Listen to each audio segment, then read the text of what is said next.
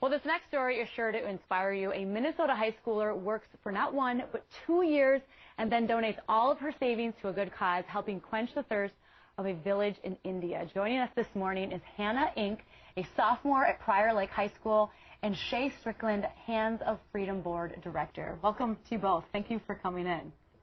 First, tell me, how did this all start?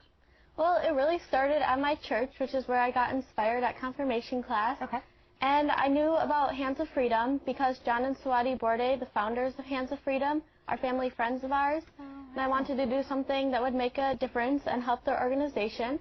And I knew about the need for wells in India and what a difference they can make in a community. Once a well is placed, women can get jobs and children can go to school and their lives can change for the better. Wow. And so what kind of work did you do? I worked at my aunt and uncle's strawberry farm, and I babysat and donated Christmas allowance, birthday money, and I kept track of all of my earnings on a thermometer that I colored in on our refrigerator. And how much did you get to? $3,000. Wow, that is very impressive. So tell me a little bit more about the program, because obviously you've inspired one young person. Yeah. The goal is to inspire a lot more. Yeah, great. And Hannah's got a great story, because what she did was she was able to really make a difference in the lives of many people in India, and by building a freshwater well. And what this does is, so many times in these smaller villages in India, women are walking for 4 or 5 hours a day to get fresh water. So what we're able to do with Hands of Freedom is to go in and build a well right there in their village, and it frees up all kinds of time for these ladies every day.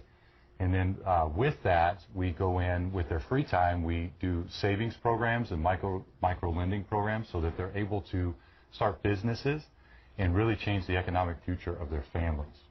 So, and the program has been around for some time. I know I've interviewed folks from your organization before. Are there any numbers as far as how many villages you've helped thus far? So 25 wells have been dug already, and we have about 5 more that are in the process. Okay. And Hannah's well is one of those wells. So she really has made a difference in the lives of hundreds of people in a village in India and changed the economic future of whole families there. And how much does it cost to start a well like that? I mean, $3,000 can seem like a lot of money, but it also can seem like a very little amount of money, given our perspective here. Yeah, it's $3,000. We'll build a well. Okay. We'll dig a well. And that's what's great about Hannah's story, because no matter what I learned from Hannah's story is that all of us can make a difference no matter what we have to give or where we're starting from. And so Hannah's willingness to work hard and raise money for this has really made a difference a world away. And so it's just a great story. And how was it? You said you were working in a strawberry field. That's hard work. It was really fun. I really enjoyed it. I worked out there for the past 2 summers, and it was fun to be able to spend time with my family in the summers while I was working. What are your friends, and when you're telling people about what you're doing, what is their reaction? Like throughout the process, they were always really supportive and thought that it was really neat what I was doing. I wanted to know more about it always. What was it that really triggered the inspiration? You said that there were some family friends of yours. Yeah. But what made you have that connection? Were there days when you thought, do I really want to keep going with this?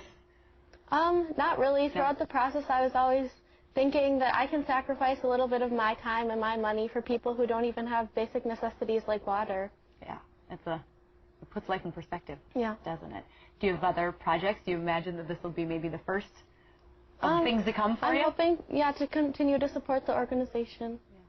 How long does it take, as far going back to the wells, how long does something like that take to get going and to actually put it into people's hands? Absolutely. So once the money has been raised, it takes a few months for us to line up the trucks and to build the wells themselves.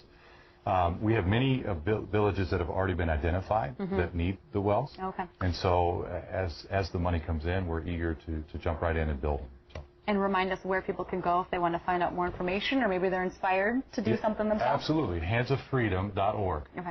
Yeah, it's lots of information there, and you can see even success stories in people's lives that have been changed. We have those stories there for you to read and learn more about them, what we're doing in India. Excellent. Shay and Hannah, thank you both for coming in, and congrats. Thank you. Great work.